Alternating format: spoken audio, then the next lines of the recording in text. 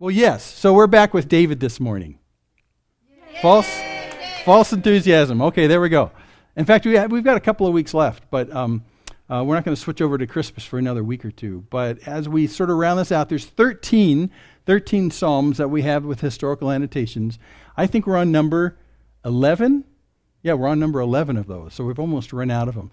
And the nice thing about today's Psalm is that you already know the historical context, because the son Absalom, who runs David, his dad, out of town, that produces 3 Psalms. The lowest part probably in David's entire life, and this is just another one as well. So we'll look at that in a second. We'll recap that if you don't know what I'm talking about. Absalom who? Yeah, all that kind of stuff. So let's find out. So Psalm 63 is the one we're going to look at today, and it says in the top of it, a Psalm of David when he was in the wilderness of Judah, and that's all it says. So this could potentially be about when he was fleeing from Saul back in 1 Samuel. We've gone through that historical period. Or it could be about the time when he's fleeing from Absalom in 2 Samuel. And it's sort of a coin toss based on how much he tells us at the top end. He was running and fleeing in this wilderness of Judah these 2 times, so it's one of those 2. However, I'm going to make a command decision and say it's in 2 Samuel, and you'll see why when we get into the Psalm. The Psalm tells us a little bit more information, gives us a clue, and so that's why we do it this way, okay? So that's where we're going to be today, in the wilderness of Judah. So let me recap you a little bit where we were historically. Amnon, son of David, violates his half-sister Tamar, daughter of David. Violates? Yeah, like rapes her. It's just a horrible story. Horrible, horrible story. And I got to let you know, too, it's partially attributable to the fact that David has multiple wives, because these are half-siblings of each other. So it's another one of those little data marks in the Old Testament where you talk about polygamy. Did it have a good outcome? Never. And the fact that David's got a handful of wives here, it's just causing that, plus the fact that there's some other issues. The issue that David as a father has modeled for his kids, really bad behavior in what he did with Bathsheba and the killing of her husband. And now that is starting to come back. So sexual sins as well as violent sins, and they're replaying in his household. So this is part of the problem, parents. You model for your kids even when you're not speaking to them. You model behavior, and they're modeling it back. So that's what we're seeing right here. Amnon violates his half-sister Tamar. Then another son, Absalom, is so mad about that because he's a full brother with Tamar, same mother, same father. So he waits for 2 years and kills Amnon in an ambush at a harvest festival.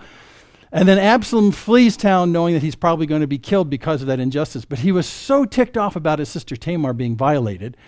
Absalom then, in his absence, conspires to become king and to take the place of David altogether. So Absalom sees himself as the bringer of justice to Israel finally.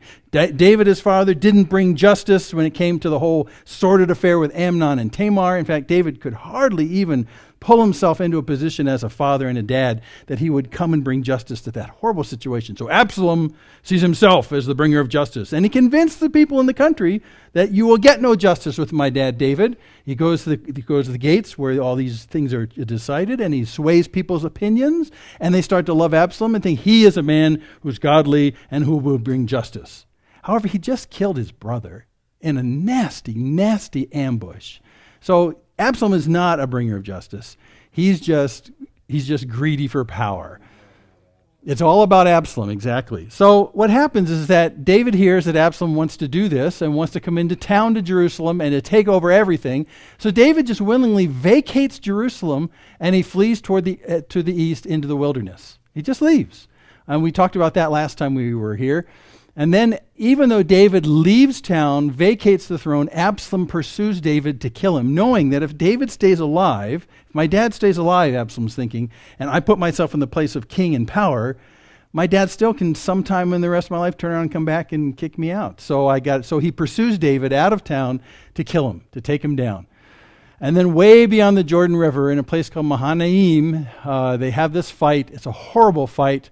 And Absalom is killed along with 20,000 people that are on his side. So that's the spoiler alert. You already know how the story ends. Because today's psalm is written in the middle of that, in the middle of all that stuff, where we don't really know how it's going to finish. And I forgot to mention, David mourns his son's death. It's really quite a touching scene in 2 Samuel 18. So that's the overview. Now, it says in the opening to the psalm, it's a psalm of David when he was in the wilderness of Judah. So where is the wilderness of Judah? It's in Israel. So we're going to do an up close and personal. So here's a picture of Israel today with the modern day borders on it. And we need to turn it sideways. Everyone hold on to your seats. This is where everyone gets motion sick. Oh, okay. And we're going to look at that yellow square right there. So at the top of the square, there's going to be the Dead Sea. The bottom of the square is going to be a corner of the Mediterranean Sea. So we blow up on that. Here's a picture of that. Now, you see how it's kind of the highest parts in the map are yellow in this picture, and the lowest parts are green. So there's really an elevation. There's a mountain ridge that runs the length of Israel, north and south. And this bottom half is classically where the tribe of Judah. Judah is just one of the 12 tribes. Judah, Benjamin, Issachar, Naphtali, you can name all those, right?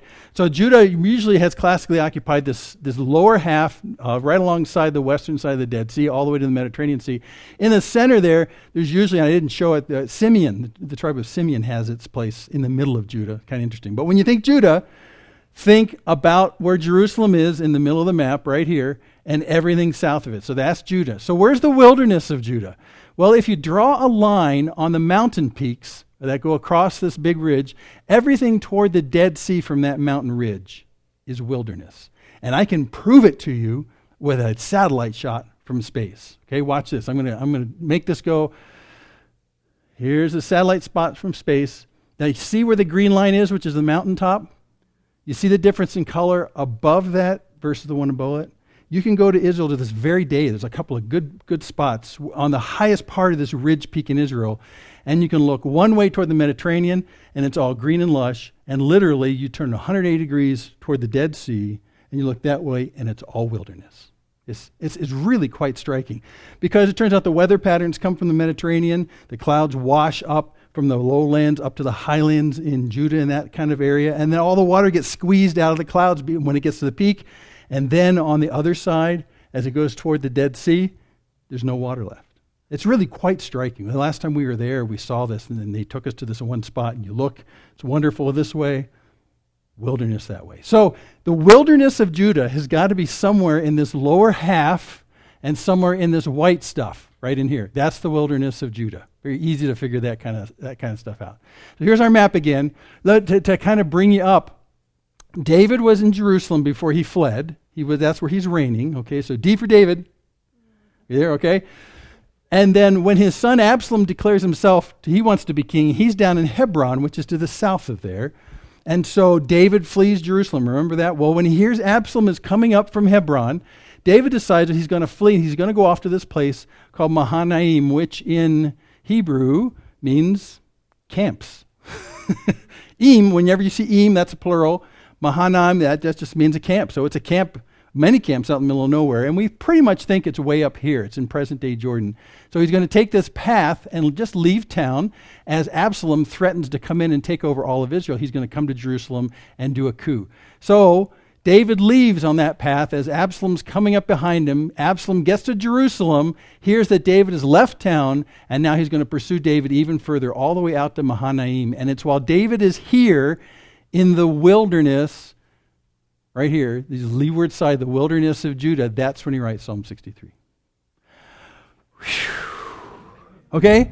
So you got the idea? You know how the story is going to end. In the end, Absalom is going to be defeated by David. But David voluntarily leaves town, saying, as he leaves town, I'll leave, and if God wants to put me back in this position, he'll put me back in this position, but I'm not going to stick my feet down and fight for it. In fact, I might have been wrong. This might still be payback for the horrible thing I did with Bathsheba and killing her husband Uriah. And remember, as he's leaving town, there's that guy up on the hillside who's hurling all those threats at him. And David's bodyguards, like his top generals, look to him and say, do you want us to go up there and just lop off that guy's head who's cursing at you and saying those horrible things? And David says, no, he might actually be speaking for God. I have no reason to believe I'm in the right on this. So God may be taking me out of this position of rule in the nation, and if he wants to put me back here, he'll put me back here, but I'm not going to stick my feet in and fight for this. So he leaves town. So he's not all the way to the battleground where they fight. He's in the wilderness, which is a wilderness. It looks a lot like Moab, where we were this weekend. I mean, it's just dry and, well, let me give you a picture. Last time I was there, I took a picture. So here we go. We're going to go into the wilderness of Judah. And let me just tell you, here's how it's going to lay out. The first part of the psalm is, I call my portion, the middle section my rest, and the final section my joy. That's how he sort of lays it out. And I'll remind you of those as we go through the psalm, okay? So let's just start in, then I'll show you the picture. So my portion. And by the way, at Thanksgiving, which we just had, it's one of the few times I actually use the word portion.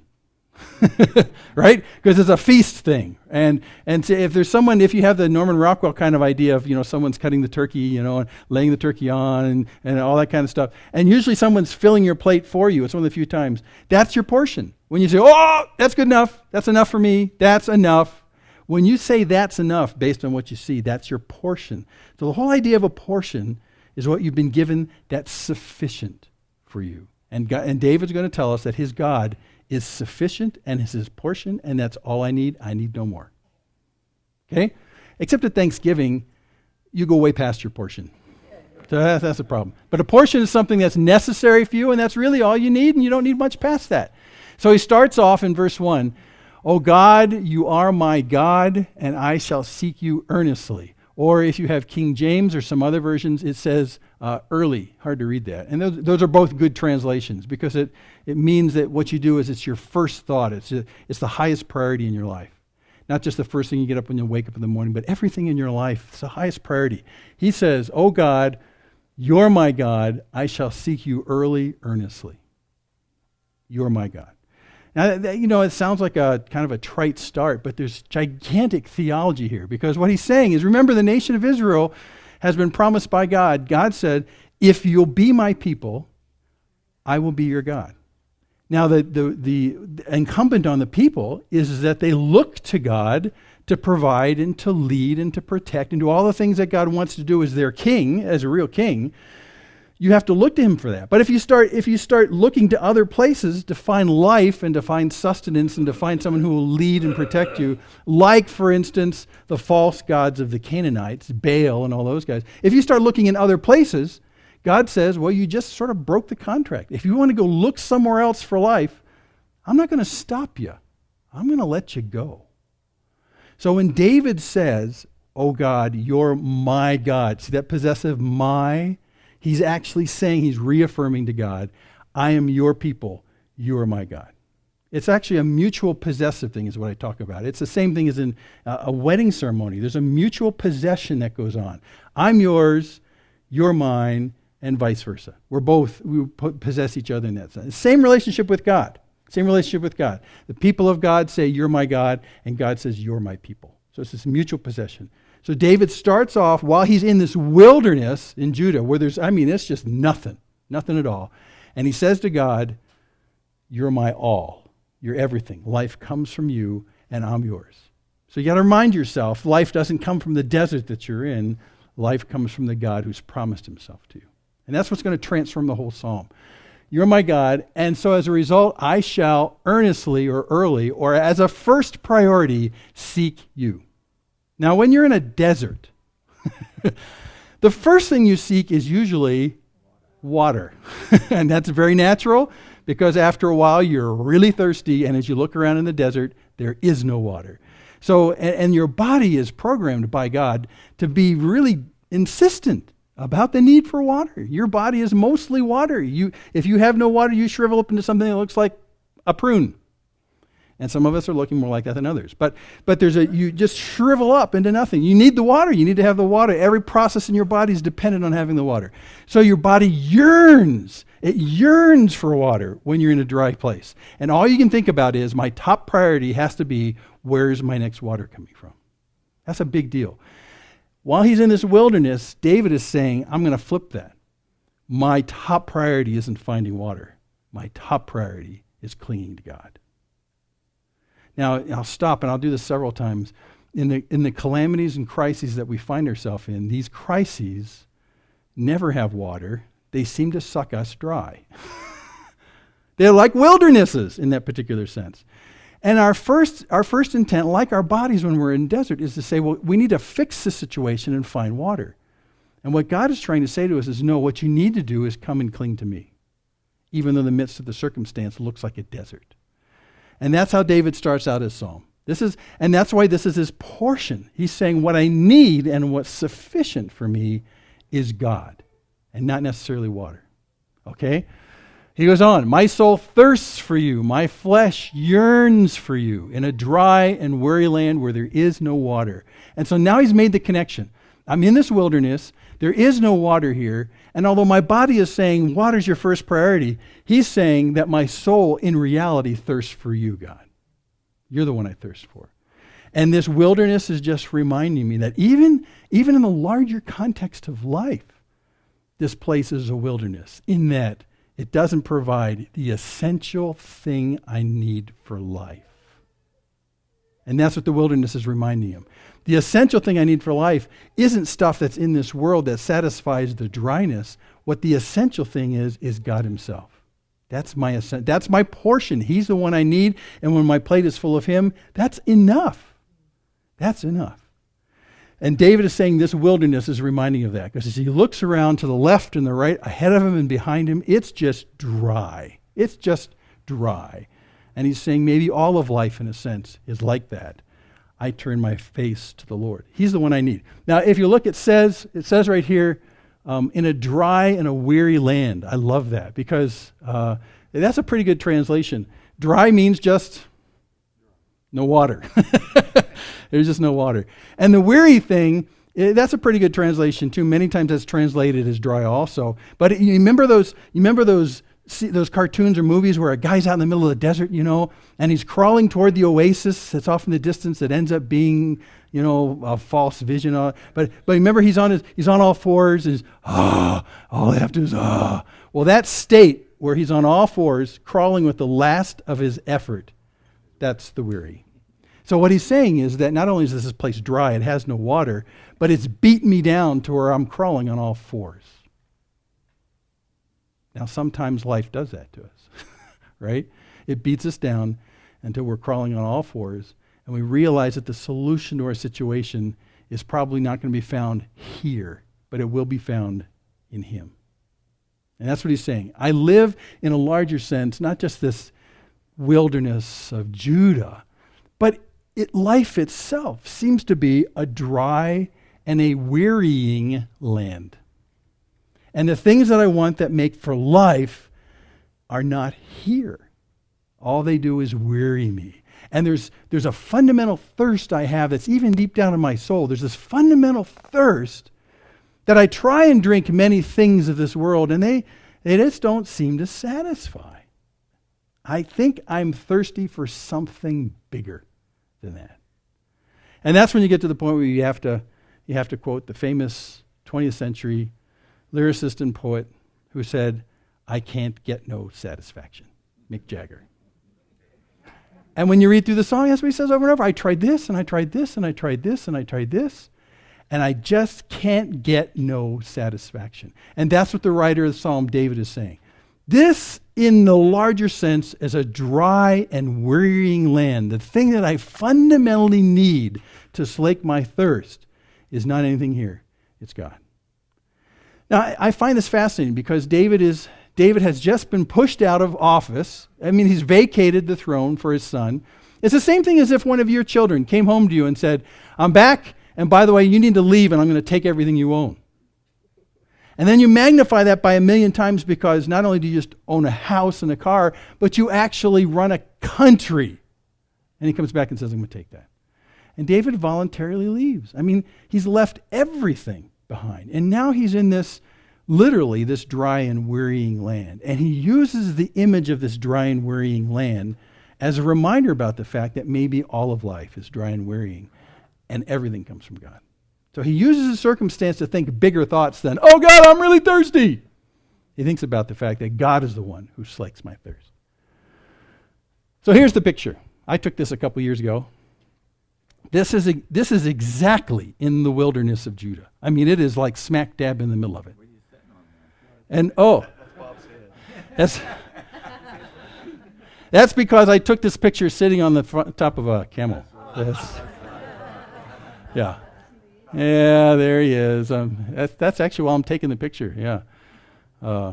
So that's what it looks like. It is barren. There's just no question about it. It's barren. And if you were to turn around and look to the right, you'll see the top of the ridge that goes through Israel, and it'll still look barren to there. But if you just take the camel up to the top of the hill and look over, it's green on the other side. But this is what it looks like going from Jerusalem down to the Dead Sea. It gets worse and worse and drier and drier. It's a horrible place. But anyway, that's the wilderness. So there's a context. I mean, literally, what you see on the right there in the distance is exactly what David was seeing when he wrote this psalm.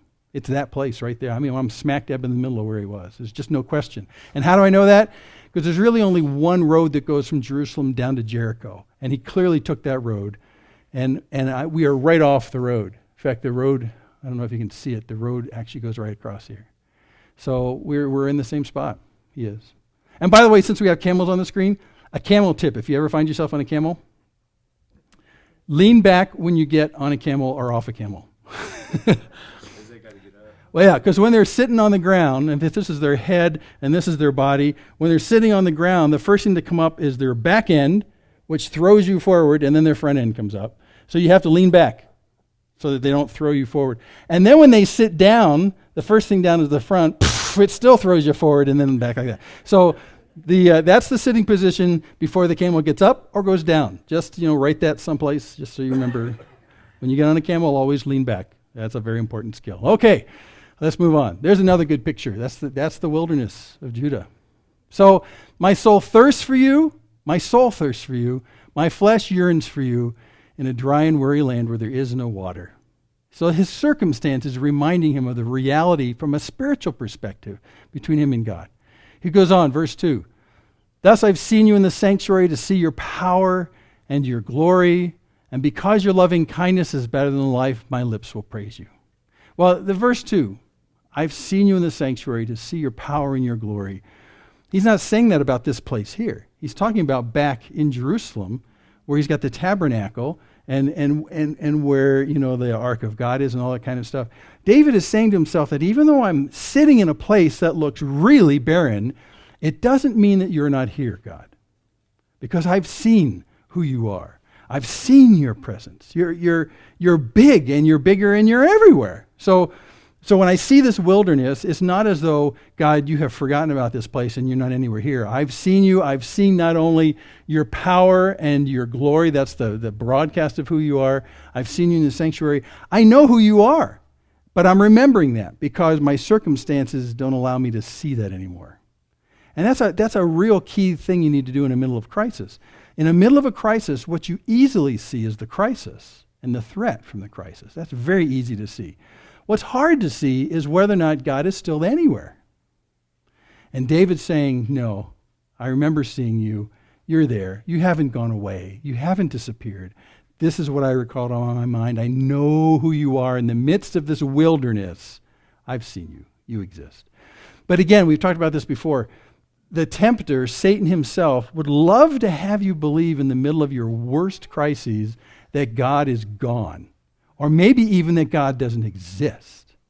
Or maybe if he did exist, he just got in his airplane and flew to another part of the universe and he doesn't care what you're going through right now. I mean, those are the kind of things that Satan would love for you to come to the conclusion of as you look around and you see the wilderness that you're in.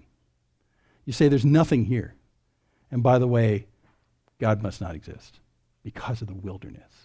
See? And that's what we can't do. He says, I'm remembering right now. I know your power. I know your glory. I know you're not incapable. I know you're not sleeping. I know you haven't flown off to the nearest star someplace else. I know you're actually here. And I know that. So I'm not going to forget that. Even though the wilderness looks like there's no life here at all. And then he goes on and says in verse 3, probably the most astonishing line in the entire psalm. Because your loving kindness, and that's our favorite word, chesed, looks like chesed, chesed, but chesed. Because your loving kindness is better than life, my lips will praise you. Now, to be honest with you, I don't know if I can say that yet. But I'm getting closer to it. I'm getting closer to that. Because your loving kindness, remember we said chesed is this wonderful word of devoted, loyal love. It's the devotion. Devotion is the best English word I can think of. Devotion based on love. Since God is so devoted to me, David says, and his love toward me is so purposeful and so devoted, the thought of that is better than life itself. Someday I want to be there. Right? And I think we all do. But there's things about this life, this wilderness, that we continue to think brings life, and so we don't let go of those things. So we say, well, no, there's great stuff in life. I mean, I can still do all this kind of stuff. And make no mistake, life with God in this place is a transformed place. But the place itself is fallen. That's the problem. So without God, this place, David says, and I agree, is a wilderness. But there's still part of me that says, yeah, but there's some pretty cool things that I think I want and need and want to participate in that's maybe kind of right up there with God. And when I'm first a believer, there's a lot of those things. With time, I find that what God is doing is He's taking my grip off these things, and He's pulling my grip off these things one at a time and says, do you really want that more than me? Do you really think this will bring more life than me? Is that really something you want to cling to at all costs more than me? Have you tried me yet? And by the end of life, He's clawed our bony fingers off the things that we clutch onto, that we think have more life promised to them than God Himself. Until we let go of all those things and look around and say, you know what? This place looked pretty good, but it's about as barren as a desert, really. There is no life apart from God. And that's what He's saying right here. The guy comes up to Jesus and says, Jesus, what's the greatest commandment? And we all know this. And Jesus says, to love the Lord your God with all your heart, soul, mind, strength. To love God. That's it. That's the top. But unfortunately, we have other loves that we think will provide for us more than God Himself was. And when you take any of those things that you put your love into that provide more and above than our love for God, that thing becomes for you an idol. Anything that you put more priority into and invest more into than you do for God, hoping it'll return life back to you, that's an idol. It doesn't have to be a little sculpted thing like from the beginning of Raiders of the Lost Ark. It doesn't have to be that. Anything that you give promise to and you serve, hoping that it'll give back to you more than you give it, that's an idol. And it ends up being empty in the end. Exactly. So many funny scenes in the Old Testament where they have idols that fall over. And God says to the prophets, what's wrong with your idol? Can he get up again? I mean, he can't. There's really no life in the dead idol. And that's the thing. There's many things that promise to us great life and vitality. And many things that God says, sure, you want to pursue that? You go pursue that. Tell me how that works out for you. And in the end, it's not great. And you realize there's no life in this. So you mean every path I take in life toward these things that promise life to me now are dead ends? Yeah, they're dead ends. They're dead ends. There really is only life in God and knowledge of Him and relationship with Him and loving Him. And so David says straight out, although I'm living in a desert that could kill me, your loving kindness is better than life, so my lips will praise you. My lips will praise you because your devoted love for me is more important to me than life itself. And again, I'm not quite there yet. We like to be able to read that phrase and say, yeah, okay, I'm for that. Hey, who's for that? I'm for that. Yeah, it sounds pretty good. But we're voting for it only because we think in the hyperbole of it, it says something that's really, it's actually something lesser than that. But David's serious. He's saying, really, this is it. If this wilderness he's sitting in ends up killing him, which it could, he's saying, that's okay, because your devoted love to me has been more precious to me than life itself. There's a word I quote a lot, daenu, that's in Hebrew. And we learned this word as we went to different Passover things with Jewish friends, and it's part of the actual Seder that you do in Passover. And you sing a song, daenu, daenu. Well, what the word daenu is a great word because it basically is it's a shorthand way of saying this portion thing. You say in portion, this is enough for me.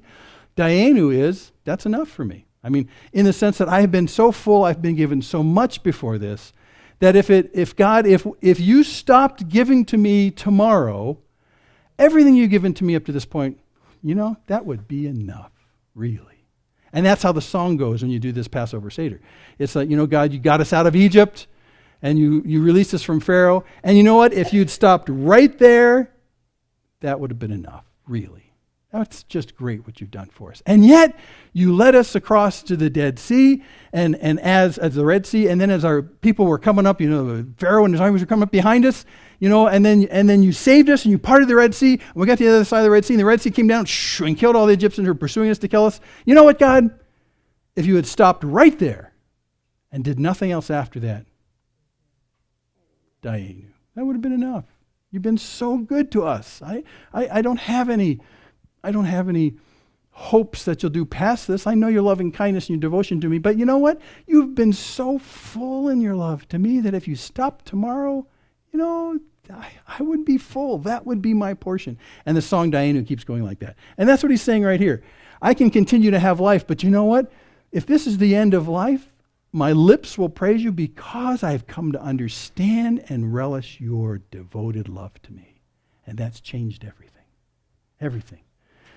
I've heard it from the lips of spouses as one spouse dies, usually late in time, late in age. And I'll be talking to the surviving spouse, and they'll say, as I think about all the years we've had together, they've been rocky, they've been hard, they've been great times and bad times, but you know what?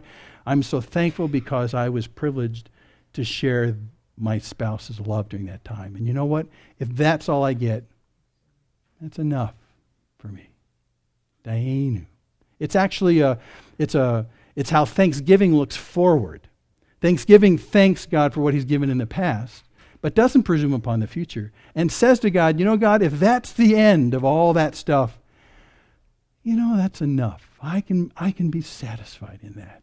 That's great. It's a wonderful, humble state of the heart where it says, I will not presume upon your love, but I will always say, everything I've understood of your love to this point is worth everything I've gone through.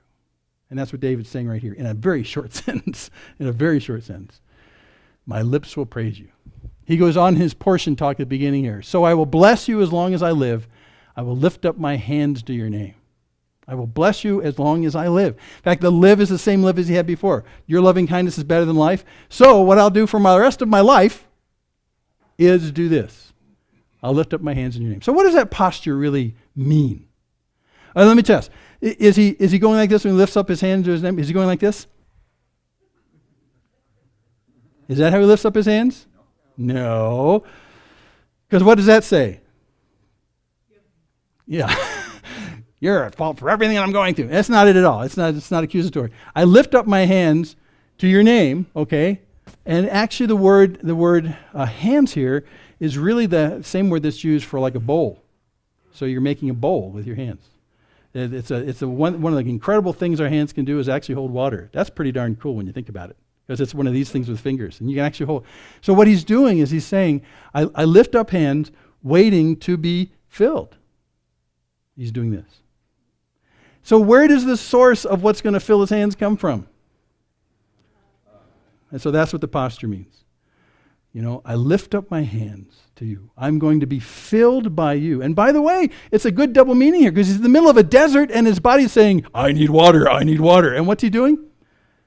I'm going to be filled from God himself. It's a great posture. It's a great posture. It's not accusatory. He's not sort of, blaming God for anything. He's not going like this. That's not how you raise your hands to the Lord. You wait to be filled. And that's what that's like. It's a very classic posture. It's used all the way in the Old Testament, even in the New. I raise my hands. Now, he raises his hands how? I lift my hands in your name. That's not how I would have written it. I'd say, I lift my hands where the source of life comes from. But he says, I lift my hands in your name. What does that mean? Okay, remember? We've already gone through this. Name is a reputation or a renown or a statement of the character of the person who's got the name. It's really a reputation. So I always, when I see name in the Old Testament, I just flip the word in for reputation. So what's it mean? So I lift my hands in your reputation. Yeah, what you're saying is that God, you have the renown and the reputation of being a giver of life. And you have in the past and you will in the future. So, because of your reputation, I look to you for the source of life. That's all you're saying. I'm lifting my hands up in your name because you have in the past and present and future, in your devoted love to me, been the giver of life. So that's where I lift my hands. It's great. It's really great. So if you're looking for biblically authorized postures of praise, this is not a bad one at all. But just keep in mind what you're saying is, Lord, I'm looking to you to fill me. And that's what this cupped hand says. I'm looking to you to fill. It comes from you. Okay? I'll lift up my hands in your name, just like Moses did. Remember that in Exodus 17? Remember they're having this battle in Exodus? The battle with the Philistines, I think it was, or maybe it's the Amalekites. Check me on that. But anyway, there's a battle going on below, and Moses is up there on the hill. He's with his brother Aaron and another fellow by the name of Hur, which is where the fictional story Ben-Hur comes from, by the way. He's up there with Aaron and Hur. And Joshua, who will eventually take the military Israel into the land and fight all the bad guys and all that stuff. Joshua is actually down in the battle. He's down in the battle. Clang, clang, clang. There's swords and there's people dying, all that kind of stuff. And basically, God says, Moses, you need to lift your hands up. And as Moses' hands were lifted up to the source of help and life, then the battle was good for Israel. But when Moses' hands, which were getting kind of old, kind of went, I'm getting kind of tired. I need to just kind of get some blood in my hands, Then all of a sudden it'd go bad, and the Israelites would die. And that's why they're holding his hands up. Because they're saying as long as we continue to say, God, from you and you alone comes life, when you lose that, we die. It's a great visual picture. And by the way, it was a very necessary picture for Joshua, who will end up doing the military campaigns in the land when they cross the Jordan, come into the land. Joshua remembers this picture because that day he's down there with his life on the line, and he's watching Moses, and he's watching the battle, and he sees Moses' hand goes down, and he goes, and he sees Moses' hands go back up, and things work. It's a great lesson. And Moses teaches Joshua by this, that the source of life comes from God. And Joshua uses that when he comes to the land. Okay, he moves on in the psalm. My soul is satisfied as with marrow and fatness. Who had marrow this week? I didn't. What? Well, think of this. That's marrow and fatness right there. Yes, sir, Reeser. That is good. That is good Texas barbecue right there. Yeah. When you think about the most luxurious part of food in the ancient times, it was the fatty, deep insides of these animals. I mean, especially the fat. Actually, both words, marrow here and fat, both mean fat and fat. It means fatty and fat. Fat, fatty and fat, fat, fatty, fat, fat, fat. And everyone who ever barbecues steaks knows that you got to have some fat. You got to have some marbling in that steak or else it doesn't taste right. It's the fat that gives us this luxury, right? And that's not lost on any of these cultures. They know that. So what David is bringing to his mind, while he's sitting in this desolate place, he's bringing into his mind this incredible richness of the best feasts he's ever been at. Texas-style barbecue and then some. And he's bringing that to mind, and he says, man, that's a feast. Good quality old-time soup with the bones. With the bones in the soup. Yeah. They are. And and even some of the best soups that you crack the bones open to get the marrow out. And sometimes if you watch the best cooking shows, you split the bones and you bake the marrow, and it's like, whoa. It's good stuff. So anyway, that's what David is bringing to mind, the best thing he can imagine of the most rich food that he's ever had. That's what he's saying right here. And he's saying, my soul is satisfied, like when I eat this kind of food. Satisfied with what? With God himself. So he says, just like when I have this great feast and this great luxury, fatty, great foods, my soul right now, as I sit in this wilderness, is having that kind of satisfaction with who you are. Now, this is a fascinating thing. I got to stop because the contrast between David's physical circumstance in this wilderness and what he's calling to mind who God is to him are such contrasts that it sort of blows my mind. That's what he's doing right here. This is a wilderness that has nothing but dirt and dust and rocks, and I've walked in, and it's just a horrible place.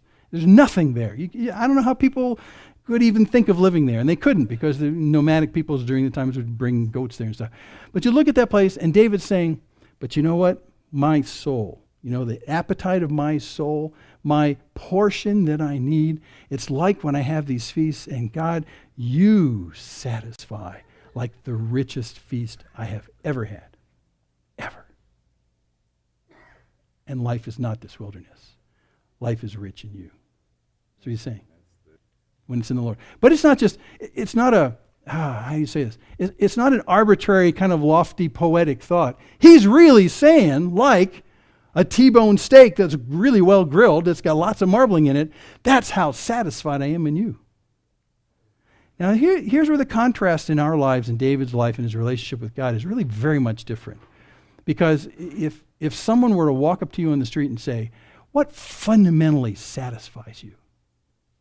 You would go through a list of different things that bring blessing and joy to your life, But would the top of the list say, but nothing satisfies like God himself? Truthfully, I'm not totally there yet either, but I'm getting close. But you see, David is saying, when I'm in a wilderness, I realize that there is no life around me. But that's okay, because this place doesn't provide satisfaction. Only God does. And it's not just theoretical, it's real. My soul is deeply satisfied in the nearness of God. That's why we're going through these Psalms, because that's where I want to be. I don't know about you, but there is a God, and there is a God that cares for us and loves us with a chesed kind of devotion. And we've just begun to start tasting his goodness to us. And David is feasting in it. Now, you got to admit, David has gotten to this place in his relationship with God through largely a serial bunch of events that have been what we would say the most catastrophic things you could go through in your entire life. David has been taken to the lowest of the lows repeatedly. He's gone through hard stuff. And it's in that contrast to the hard stuff of living in the wildernesses of life that David has come back and discovered the richness of God. Because the problem is that when we try and look for riches here, they end up eclipsing our vision, and we don't really see very well the richness of God's nearness to us. It's only when we've got nothing that we say, well, woe is me, I guess all I got left is God. And God rubs his hands together and says, great, let me show you more of me that you were just too, immersed in other stuff to be able to see. And so he takes us in times of wilderness just to show us more and more the dimensions of his love. But that's what he does. And so here's David near the end of all these Psalms like this, saying, yeah, I'm in this wilderness, but you know what? God satisfies my soul. It has nothing to do with what this wilderness can bring. That's where I want to be. I think that's where you want to be. And that's where God wants us and him to be in relationship. God isn't just a theoretical idea that we buff up on Sundays. God is a God who desires to show his devoted love to you in every circumstance of your life. And he's probably orchestrating that most powerfully when you're in the most barren wilderness of life. So don't waste it. Boy, that looks really good. And we're, I know, I didn't realize there's people. Okay. My mouth offers praises with joyful lips, because God, you satisfy me. Okay, now he moves on to his rest in verses 6 through 8. Because, in this trek he's doing where he's voluntarily left town so that a violent confrontation does not happen in Jerusalem. In a real sense, David is protecting the inhabitants of Jerusalem from what could be horrible carnage, because Absalom is going to come in and do a bloody coup. He distracts the battle off out of Jerusalem. But while you're running, while you know that Absalom is on your heels, the last thing you naturally do is rest. You usually run as hard and as fast as you can until you're exhausted. And when you go to bed at night, even though you're exhausted, you still lay awake with your eyes thinking, have I done enough? Can I do something more? Maybe I shouldn't sleep right now. Let's run some more today. Ah! And your hair's on fire and all that kind of stuff. And, that's what's in your head. And you know what I'm talking about, because you've been in crises, of wilderness crises. And when you lie down at bed at night, all you can think about is the possible negative things that could happen tomorrow. They just keep you awake. But he finds rest. How does he find rest? When I remember you on my bed, I meditate on you in the night watches. Wait, that's too simple. You mean when you're laying awake and you should be worrying about your future? Instead, I need to be thinking about who God is? Well, yeah.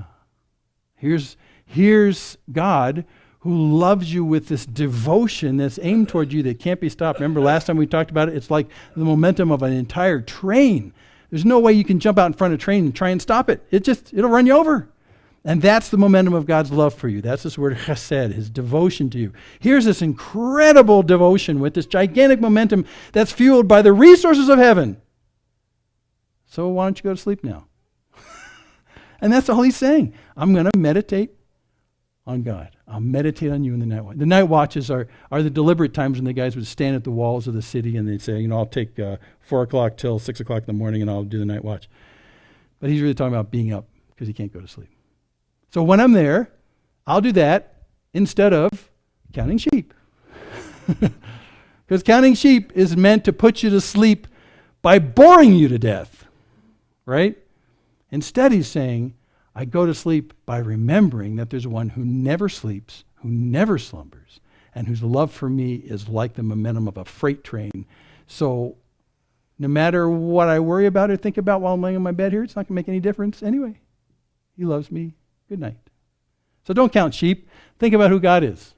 Meditate on the night watches of who he is. What did David actually meditate about? Well, we'll find out in a second.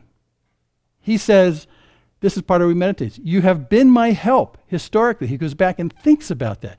You have been my help in times past. So if you can, in your night watches, when you can't go to sleep and you're worried about something, if you can go back and look back in time and say, God, what have you done for me? What can I put my finger on that says to me, you loved me then, you love me now, you will love me tomorrow morning? Can I look to something specific? And I have a whole list of things that I go back to when I think about this stuff, because I've done this. And I think about all the way back to the day that I met the Lord and I started to follow him, and all the events that happened after where I see his hand so clearly in my life. Don't let those things go by. Catalog them in your head so that they never will be forgotten. So when you're in these kind of wilderness places, you can say, well, God was good to me there and there, there and there and there. Have I got good reason to believe he'll be good to me tomorrow? Well, yeah. Yes. Because his loving kindness to me doesn't stop. Never ends. It never ends. It never ends. Yeah, that's part of the in his name. What's your reputation built on? It's built on what you've done on my behalf. So you can go back. This is what I think David would think about. Remember when he was a shepherd? Before he did that David and Goliath thing? We find out in the David and Goliath thing that David says, listen, I took care of my dad's sheep. And while I was out there, I was completely outpowered and outnumbered by bears and lions. So when he looks at Goliath, he says, since God has been faithful over there, he'll be faithful here. After all, this big lunk of a guy is challenging the armies of the living God. He's toast. So if God has done this for me in the past, if he's helped me in the past, he'll help me now. There's no difference. This guy isn't any more than a lion or a bear. Because after all, the battle's not mine, it's God's. He is talking dirt to God. He's toast. So I think David would recall when he's on his bed, you have been my help, starting way back here and all the way through the wonderful events that have happened in his life. He's had his ups and his downs, but he understands the loving kindness of God and even the freight train momentum of the love of God that persists past our own sinfulness and our own foolishness and past the egregious sin of Bathsheba and Uriah. And yet still, God is devoted. I think that's what comes to David's mind. And that's what allows him to rest. Rest. You have such, I was going to say an advocate, but so much more in this God that loves you. God is real. And God really, really, really does love you. And the minute that you prefer to worry and fear, prefer, that's a real word, that you prefer to worry and fear, you are saying, in effect, that this God who says he loves me doesn't anymore. Fear and worry are hard to coexist when you understand fully the chesed of God on your behalf. So that's a big deal. Okay, what else does he think about? Well, you've been my help, and in the shadow of your wings I sing for joy. So now we have biblical proof that God's actually a bird.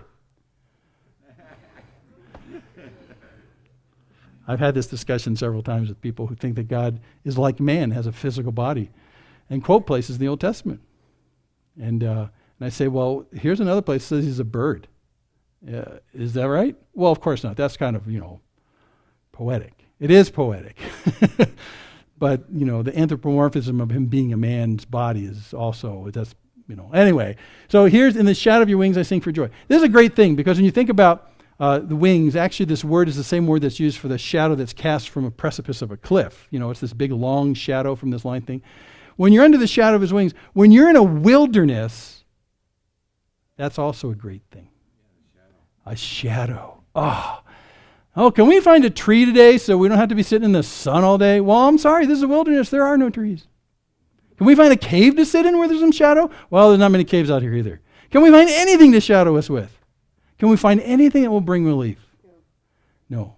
So when he says, I'm under the shadow of his wings, he's saying God is the one who shadows me deliberately with his wing. He tracks where I am, and he comforts me.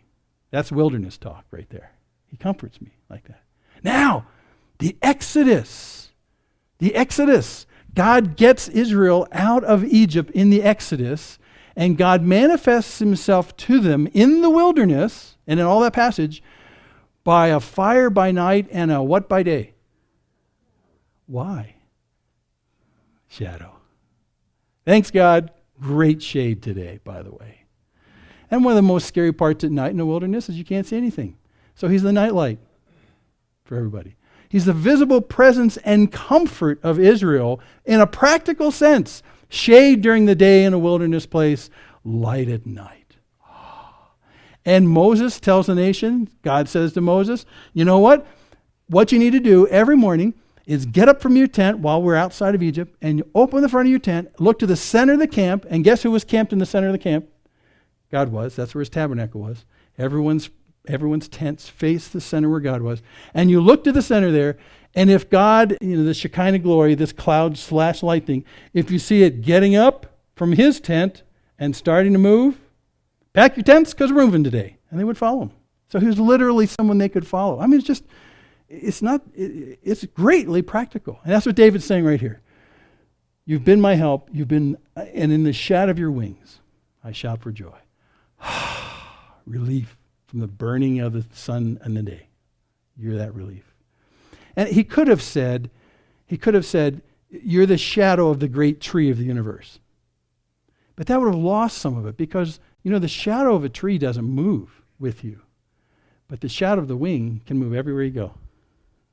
So wherever you find yourself, wherever you're doing, God can say, oh, sun, your eyes. Oh. And that's why this wing is such a great picture of him tracking with you. It's also the picture of a gigantic raptor. Because if you're ever out in the wilderness and the sun's beating down on you and you're walking and all of a sudden it goes, shadow, light again. Then there's some very big bird up there. Very big bird. And so in a real sense, it's a source of power and looking over and tracking you and bringing you relief. But there's also an implication of great power in the entire thing. Great power. In the shadow of your wings, I sing for joy. My soul clings to you. Your right hand upholds me. Cling is a great translation. There's lots of words in Hebrew for holding on to something, but this one really means I've got you and I'm not letting you go. It's like, whoa. It's like the bear hugs of all bear hugs. You can't claw me off of you. I'm with you. So my soul clings to you, and your right hand upholds me. Remember, you got right and left hands in symbology in the Old Testament, stuff like that. Right hand, like all of us who are right-handed, is the right hand. The best hand. The right hand always was the hand of power. That's what it was. Because most people were right-handed, so when you wielded the sword, you wielded it with your right hand. So the right hand was really the hand of power. The left hand did other things. And primarily in ancient culture, it was hygienic for when you went to the bathroom when you don't have toilet paper. And to this very day, in Arabic cultures, that's exactly why you don't do anything else with your left hand. Yeah, exactly. But this left hand is contaminated, and you only use for that kind of stuff. If you ever go to the Middle East or something, you go to a restaurant, don't eat food with your left hand. It's highly offensive because of that. Because you're contaminating the common food dishes that everyone's picking out of. The right hand is the hand of power and strength that engages with power, okay? And that's what he's saying. Your right hand, your hand of power upholds me. This is the hand of the God of the universe. Upholds me. So he's looking at some mighty ideas about who God is, even though he's in the middle of the wilderness. So because of these reasons, he can rest. I can go to sleep because I think about what you've done in the past. I can go to sleep because you have been my help. I can go to sleep because your active shadow follows me and brings encouragement and comfort everywhere I go. I can go to sleep primarily because the hand of God upholds me. That's plenty of reasons to rest. And then he moves on to the last section. We got to further. My joy. Now you'll probably think this is a misnamed section, but you'll see why in a second. My joy. What's there to be joyful about being in the wilderness? Well, he says this, verse 9. But those who seek my life to destroy it will go into the depths of the earth. Oh, okay. They'll be delivered over to the power of the sword. Okay. They'll be a prey for foxes. So why is that joyful? It's joyful not just because God will vanquish the people who are after me, but because David understands that God is in the business, when you're in the wilderness, of flipping bad into good. And you'll see it as you go down this. See what he says? Those who seek my life to destroy it will themselves go into the depths of the earth. So the people who are looking to kill me will be killed. Woohoo! A cosmic flip on God's part. See the flip? There's a flip in the second one too. They will be delivered over to the power of the sword. So the ones who are coming after me with the sword because they want to deliver me to the power of their swords will themselves be delivered to the power of the sword. They're coming after me with swords, but they're going to die by those swords. Cosmic flip. It's a cosmic flip.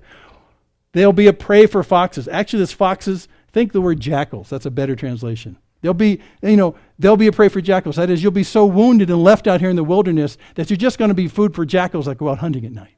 You're going to rip the body apart. But that's what they're thinking of me. I'm pursuing David so that I'll leave him on the battlefield and he'll just be food for the jackals out here in the desert. But they themselves will become a prey for the jackals. So what David finds joyful is the fact that my God is in the business of flipping circumstances.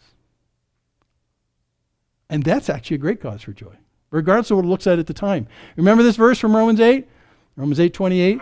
And we know that God causes all things to work together for good to those who love God, to those who are called according to his purpose. Where does Paul get this? The entire Old Testament. Because God is in the business of flipping circumstances for your good. Now, you got to be careful how you presume upon what a flip looks like. It could look, you might think I'm in the wilderness, so what God's going to do is go woof, and suddenly I'll be in an oasis, and there'll be palm trees, and there'll be great water to drink, and dates, and all that kind of stuff. Well, it may not be that. God's flip might be something completely different than you expect. But God's flip is always for your good, even when you don't understand what that is. So this is what causes David to rejoice. And he says so in the next verse. But the king will rejoice in God. Woohoo! And he says this while he's looking at the dirt out in the middle of the desert.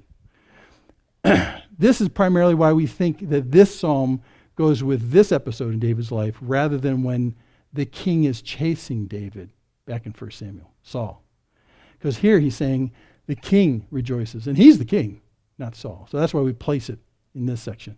But when you see this word rejoice in God, I don't know how often we talked about the word joy and rejoice in the Old and New Testament, but in the Old Testament, this word means party. It means big and loud and dancing around. I mean, it means visible party. It means jumping up and down and partying. So what is it that causes David to jump up and down and party in his mind? The fact that despite how things look, God is a master of flipping circumstances for my good. So it doesn't really matter what it looks like right now if I have a God who in his devotion to me is into flipping things. The people who are coming at me with swords, they themselves will die by the swords. The people who think that I'm going to be prey for the jackals, they will become prey for the jackals. The people in other psalms who set traps for me, they will fall into their own traps. So David understands and parties about the fact that God is a master of flipping for our good. Okay? That's what he's partying here about. It says to rejoice. This is from Vine's Expository Dictionary of Bible Words, just in case you didn't believe me. The word samach actually suggests three elements. A spontaneous, unsustained feeling of jubilance. Woo! That's what that is. 2, a feeling so strong that it finds expression in some external act. Yeah! And number 3, a feeling prompted by some external and unsustained stimulus. Whoa! Woo! So that's what this word means in the Old Testament. And David brings that to mind. My God is a God who flips the circumstance for my good. It makes him get all excited. This is exactly what David did when the ark was brought back into town early in his administration. And David is so excited. He is so excited. He strips down enough so he can move around without any kind of encumbrance. And he dances before the ark. And I can't even do it. He's dancing. And he gets in trouble with his wife, Michal, because she says that was just not very dignified. And David responds basically, you haven't seen undignified yet. Yeah. Watch this. That goes more. So this is exuberance. This is exuberance. Everyone who swears by him will glory. That is, everyone who puts their trust in him. God will engage on my behalf. From the mouths of those who speak lies will be stopped. So in this joyful section in the end, David says, I'm exuberant about the fact that God flips circumstances. For my good. For my good. Here I am running away from Absalom. I don't know where this is going to end up. I might die out here, but you know what? God, your chesed for me is better than life itself. And that'd be enough for me. But God, I also know that your loving kindness watches me, shades me, your right hand upholds me. I haven't been forgotten. You flip circumstances for my good. God, I'll just wait on you. But the people who are after me, the people who speak lies about me, they'll be stopped. They'll be stopped. Okay, let's bring this to an end. So he talks about how God is his portion, everything he needs. He is a source of rest because of his devotion and love for him. He is his joy because he's the one who engages to flip circumstances on my behalf. There was another time in the New Testament where Jesus met a woman who was living in a wilderness. Several of them, actually. But her wilderness didn't look like a wilderness, but it really was a wilderness because of the choices that she made. And this is where our wildernesses come from. They come from choices we make. She had made many bad choices, so much so that her reputation was all over her village. And she had to come out in the middle of the day to draw water when no one else went out to draw water because she couldn't associate with the other women that were there. She was living in the most horrible wilderness of life, self-created, that you can think of.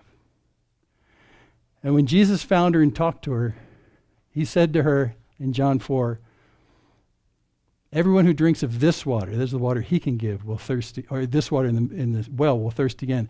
But whoever drinks of the water that I will give him shall never thirst. But the water that I will give him will become in him a well of water springing up to eternal life. So since you're in the wilderness mindset, Jesus says that this water that provides the essential that you need for life, which is God himself, is in you. God is in you and wells up and brings a spring of water so that regardless of whatever wilderness you find yourself in, you're carrying with you the source of what you need most desperately for life. Christ in you, the hope of glory. And that's where these two stories really come together. The wildernesses of life are partially because this is a fallen place, partially because you create your own wilderness out of stupid choices and sin, partially because there really is no answer to life in this place we are because it is fallen. But Jesus says you no longer have to go to Jerusalem to worship. You can actually worship anywhere you are. In any wilderness that you're in, woman who've had 5 men before you and currently living with a man who's not your husband, what a wilderness you live in. And this can be a spring of water that comes up inside you, that never stops. So for us, the good news is that regardless of the crisis you find yourself in, even if it's self-generated, can be a wilderness that God can change radically. And you don't have to go anywhere for it. This spring wells up from inside of you. The God who's near you wants to give you the essential thing you need for life. And that essential thing is he himself. And that water will always satisfy. I can get satisfaction in the life of God. Okay, let's quit. Father, we do thank you for your incredible devoted love toward us. And Lord, we're a little embarrassed that we have so much less experience with it than does David in these Psalms. But Lord, something deep in our heart tells us, based on the history with you, that you are indeed the only one who provides life. You're the only one who is like water to us. And everything else is a promise that has no substance to it. So God, I pray that you would continue to draw us nearer to yourself. Give us an understanding of how you are like the purest and coolest water, the best of any feast we've ever had, the best of all our experiences, you and nothing else. And Lord, we are so far from that. But Lord, I also, when I pray that, I realize that we're asking you implicitly to take us to wilderness places so that we can see by contrast and experience by contrast your loving kindness to us. But Lord, you are a flipper of circumstance for our good. We understand that. So Lord, in your sovereignty and your love for us, draw us closer and deeper in love with yourself so that the Psalms of our lives, late in our lives, will have the same kind of lyrics, that your loving kindness is better than life itself. Lord, that's where we want to be, and that's the God that we want to know and come to love. Thank you for an early view to this kind of life, and draw our hearts to you, and deepen our love for you, and expose yourself to us in ways we've never seen before, so that you might be our portion, our enough, our Dayenu. So Lord, for the love and the help that you've been to us in the past, we recognize and thank you. Even on this Thanksgiving weekend, we thank you for your hand in our life in so many ways. And Lord, we pray that you'd cause us to look forward to the future as the years and the weeks go on, and to realize that you indeed are the God whose right hand upholds us and whose wing tilts and moves to shade us in the worst of times. So thank you for this incredible psalm, and we thank you for it now in Jesus' name. Amen.